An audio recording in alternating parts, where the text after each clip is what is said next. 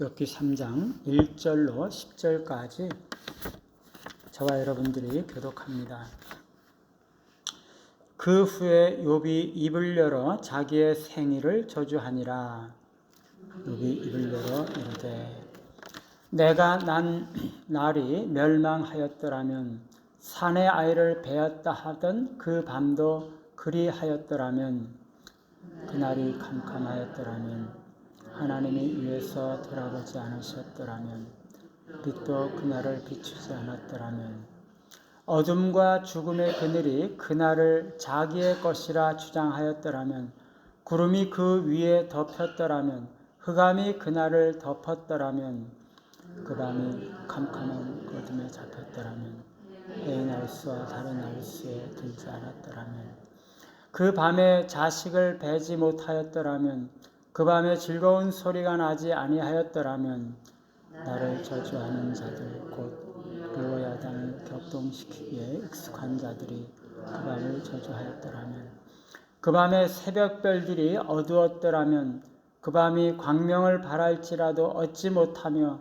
동틈을 보지 못하였더라면 좋았을 것을 이는 내 모태의 문을 닫지 아니하여 내 눈으로 환난을 보게 하였음이로구나. 아멘. 생일을 저주하는 욥이라는 제목으로 말씀을 드립니다. 욥이 고난을 당한 후에 친구들이 찾아왔는데 7일 밤낮으로 친구들이나 욥이나 할 것 없이 아무 말도 없이 너무나 허망한 마음으로 슬픈 마음으로 땅바닥에 주저앉아 있었죠. 그들의 슬픔이 얼마나 컸는지 알 수가 있는 것입니다.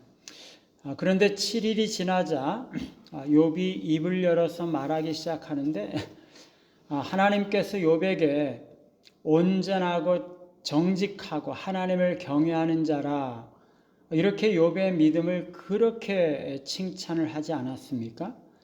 그런 욥이 어떻게 이런 말들을 할 수 있을까 정말 의아하게 되고 욥의 이 말들이 도대체 무슨 말들인지 무슨 의미인지 어떻게 이해를 해야 되는지 하는 것에 대해서 정말 혼돈이 되고 있습니다. 야고보 사도는 너희가 욥의 인내를 들었다 그러면서 욥을 인내의 대명사로 말씀하고 있는데 오늘 이 말씀에 보면 이게 욥의 인내와는 좀 반대되는 것 같고 욥은 너무나 참을성이 없는 것 같이 그렇게 생각이 되는 거죠. 오늘 말씀에서 욥은 자신이 태어난 것을 심히 원망하고 있습니다. 자신의 생일을 저주하고 있는 거죠. 결론적으로 한마디로 말하면요, 평가한다면 욥은 입술로 하나님 앞에 범죄하고 있다라고 말할 수가 있습니다. 물론 욥의 상황이 인간의 고통의 그 너무나 강렬한 현실을 나타내고 있다는 것은 부인할 수가 없죠. 그런 극심한 고통 속에서 욥은 삶의 목적이 무엇인지에 대해서 고민하고 있는 것입니다. 그러면서 그는 왜 인간은 고통받기 위해서 태어난 것인가 하는 문제에 대해서 투쟁하고 있는 것이죠. 그러나 그의 입술로 표현된 그의 생각들은 선한 것은 아니었고 따라서 그냥 자신만 마음속에 간직하고 있었으면 더 좋았을 것이라고 생각이 되는 거죠. 간단하게 말하면요, 욥은 자신의 생일을 저주했고 자신이 전혀 태어나지 않았기를 바라고 있다는 거죠. 오늘 본문에서 욥이 소망으로 표현했던 내용들을 우리는 5가지로 간추려서 볼 수가 있습니다. 첫째는 세상이 그 날들을 잊었기를 바라는 거죠. 즉 세상에서 그 날이 잊혀지기를 바라고 있는 것입니다. 3절에 보면 내가 난 날이 멸망하였더라면 6절에 해의 날수와 달의 날수에 들지 않았더라면 욥은 자신의 생일이 아예 없었더라면 좋았을 것이다 라고 말하고 있는 거죠. 두 번째는 그 날에 영원히 낮이 오지 않았더라면 좋았을 것이다. 영원한 밤이었더라면 좋았을 것이다 라고 말하고 있는 거죠. 4절 전체와 5절 전체 그리고 6절에 그 밤이 캄캄한 어둠에 잡혔더라면, 그리고 9절 전체가 여기에 해당이 되는 거죠. 욥은 자신의 생일날이 재앙의 날이 되어서 결코 밝아오지 않고 계속 어둠만 지속되었더라면 자신이 태어나지 않았을 것이라고 생각을 하는 거죠. 세 번째는요, 그 날에 모든 즐거움이 없었더라면 하고 바라고 있는 거죠. 7절에서 즐거움이 언급되고 있는데요. 여기서 즐거움이 없었다는 이야기는 자신이 태어나지 않았다는 것을 말하는 거죠. 네 번째는 그날에 온갖 저주가 임하기를 바라고 있습니다. 8절 전체가 그렇고요. 그리고 다섯 번째는 자신의 잉태 자체가 없었다면 하고 바라고 있습니다. 3절 하반절과 7절 상반절이 거기에 해당이 되고 있습니다. 여러분, 우리는요 대개 해마다 돌아오는 자신의 생일을 너무나 기쁘게 맞이하죠. 그런데 욥은 그 날이 가장 불행한 날이라고, 자신의 인생에서 가장 불행한 날이라고 여기고 있는 거죠. 그래서 온갖 불평과 저주를 쏟아놓고 있는 것입니다.